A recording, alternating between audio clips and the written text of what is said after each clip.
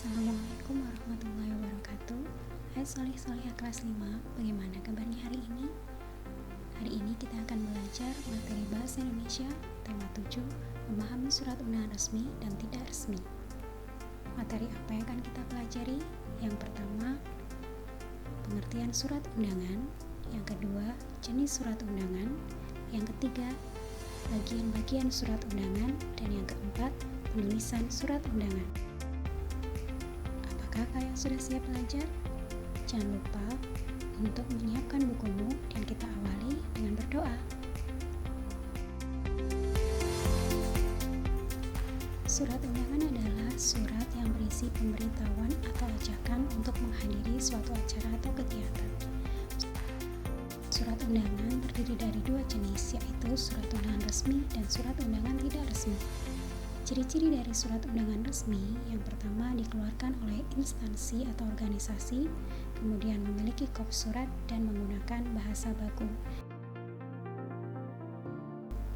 Sedangkan surat undangan tidak resmi memiliki ciri-ciri, yang pertama dikeluarkan oleh perorangan atau pribadi, tidak menggunakan kop surat, dan menggunakan bahasa sehari-hari.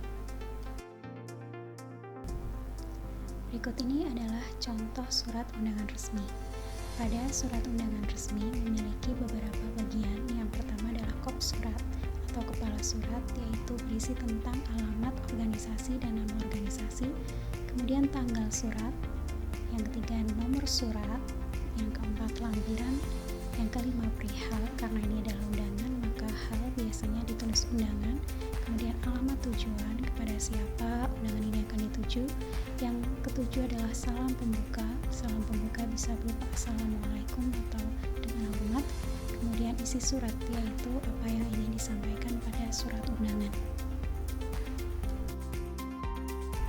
Kemudian yang kesembilan adalah salam penutup. Apabila di awal salam pembukanya adalah assalamualaikum, maka salam penutupnya adalah wassalamualaikum. Jika di awal pembukanya adalah dengan hormat, maka salam penutupnya adalah hormat kami. Kemudian yang terakhir adalah nama terang dan tanda tangan dari pembuat surat. Berikut ini adalah contoh penggunaan kalimat efektif pada surat undangan resmi.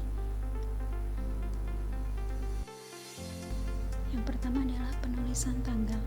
Pada penulisan tanggal surat undangan resmi, untuk penulisan kota tidak lagi dituliskan karena kota sudah terdapat pada kop surat. Jadi penulisan yang tepat adalah 5 Juni 2020.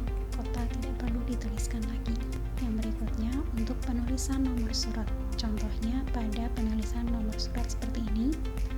Untuk 423.6 itu merupakan nomor urut surat.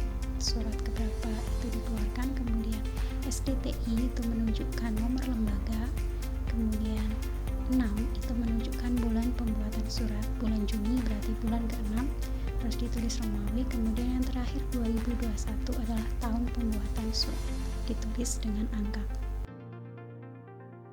Kemudian untuk penulisan alamat tujuan sering kita jumpai dua tipe seperti ini.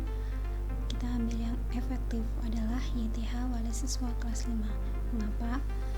Untuk kepada dan YTH atau yang terhormat itu sama, kita ambil salah satu saja karena ini mengacu kepada orang yang dihormati, maka kita ambil YTH.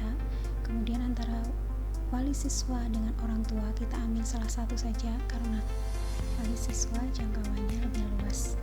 Kemudian untuk Bapak Ibu untuk alamat tujuan tidak perlu dituliskan. Untuk sapaan Bapak atau Ibu kita masukkan ke dalam isi surat undangan. Untuk penulisan kalimat penutup surat yang efektif, jika sudah di dalam surat itu tidak perlu lagi kita tunjukkan jabatan, langsung kita tulis dalam bentuk sapaan. Jika itu orang tua berarti Bapak atau Ibu. Jadi kalimat penutup surat yang efektif contohnya seperti ini. Atas perhatian Bapak Ibu kami ucapkan terima kasih. Jadi tidak perlu banyak terima kasih karena banyak terima kasih tidak efektif.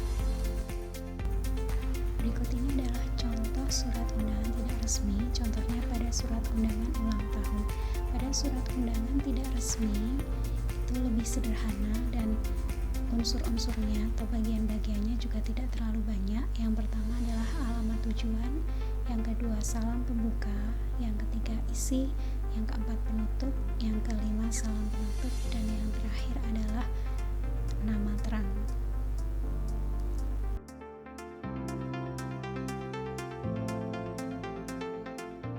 Setelah tadi kita mempelajari tentang materi surat undangan, mari kita berlatih beberapa soal berikut ini agar kalian bisa tahu apakah kalian sudah memahami materi atau belum.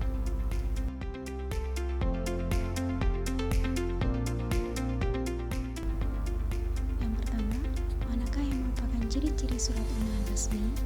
1. Dibuat oleh perorangan.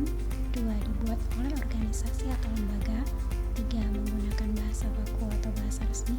Yang keempat, menggunakan bahasa sehari-hari. Jawabannya yang tepat adalah jawabannya adalah nomor 2 dan 3. Dibuat oleh organisasi dan menggunakan bahasa baku.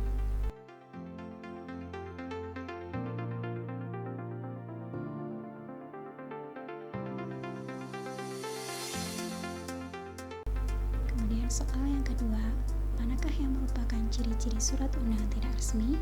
Yang pertama, dibuat oleh perorangan. 2. Dibuat oleh organisasi atau lembaga. 3. Menggunakan bahasa baku atau resmi.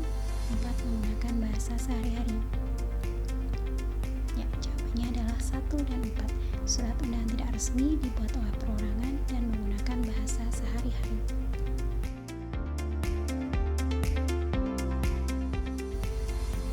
Soal yang ketiga, manakah penulisan alamat tujuan yang efektif? A. Kepada YTH orang tua wali siswa kelas 5 SD Jaya Taruna di Jakarta. B. YTH wali siswa kelas 5 SD Jaya Taruna di Jakarta. C. YTH orang tua wali siswa kelas 5 SD Jaya Taruna di Jakarta. Atau D. Kepada orang tua wali siswa kelas 5 SD Jaya Taruna di Jakarta. Jawaban yang paling tepat adalah jawaban B. YTH wali siswa kelas 5 SD Jaya Taruna di Jakarta. Kemudian soal yang keempat, manakah penulisan pembuka surat undangan yang efektif? Yang pertama, mengharap kehadiran Bapak Ibu pada rapat koordinasi. Yang B, mengharap kehadiran seluruh wali siswa pada rapat koordinasi. Yang C, mengharap kehadiran orang tua siswa pada rapat koordinasi. Atau yang D, mengharap kehadiran orang tua siswa pada rapat koordinasi. Yang paling tepat adalah A. Jadi ketika sudah dalam surat undangan, tidak ada lagi jabatan, yang ada dituliskan dalam bentuk sapaan Bapak atau Ibu. Kemudian soal yang kelima, manakah penulisan penutup surat undangan yang efektif?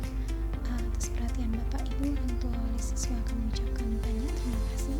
B. Atas perhatiannya kami ucapkan terima kasih. C. Atas perhatian Bapak Ibu kami ucapkan terima kasih. Atau D. Atas perhatian orang tua wali siswa kami ucapkan terima kasih.